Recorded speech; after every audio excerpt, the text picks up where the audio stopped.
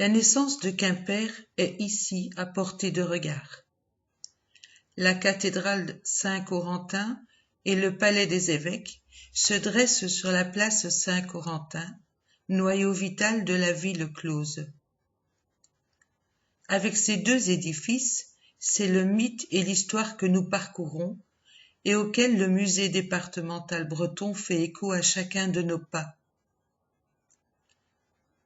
C'est en 1239 que l'évêque Raynaud décide de la construction de la cathédrale Saint-Corentin en s'appuyant sur les fondations d'une ancienne église romane.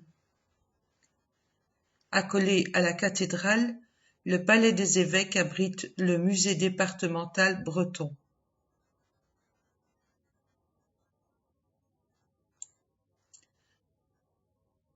Au long du rempart qui borde l'Odet, la cathédrale dresse ses tours comme une garde sacrée et ses flèches comme un signe dans le ciel. Avant de pénétrer dans l'édifice, on peut en prendre une vue d'ensemble ou longer l'extérieur pour en saisir l'architecture. Les deux côtés du vaisseau peuvent s'observer, au nord en longeant la Grand-Place, au sud en pénétrant dans le jardin de l'ancien évêché, accessible au-delà du musée breton. De là se distingue le plan des nefs inférieures et supérieures, bordées chacune d'une élégante galerie tréflée, la suite des contreforts et des culées d'arc-boutants, ponctuant la division des travées, les pans coupés du chevet et la chapelle axiale.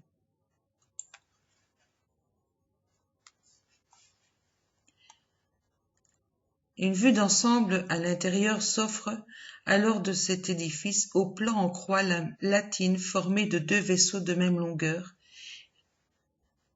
Au centre se situe le sanctuaire. L'élévation comporte 3 étages, celui des arcades, celui d'une double galerie et celui des fenêtres hautes garnies de vitraux.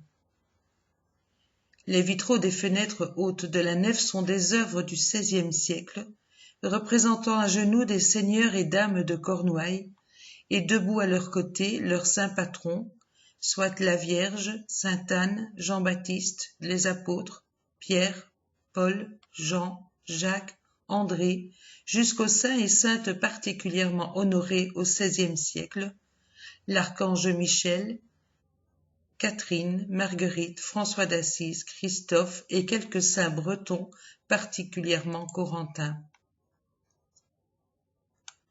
À la croisée du transept, le mobilier du sanctuaire se compose des 3 signes majeurs du culte chrétien.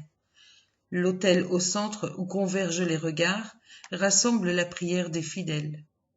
Il rappelle à la fois par sa table la scène du jeudi saint et par la croix glorieuse qui lui est associée la mort du vendredi saint et la résurrection du tombeau. Il est pour l'Église le Christ lui-même et le culte qui entoure cet autel va à sa personne. L'ancienne chaire à prêcher, de bois polychrome et doré, est une œuvre baroque de 1679, qui évoque dans ses médaillons la vie de saint Corentin. La lumière entre abondamment et se propage sur les murs et colonnes chaulées, sur les enduits colorés de la voûte. Les nervures ocrées affirment les structures verticales.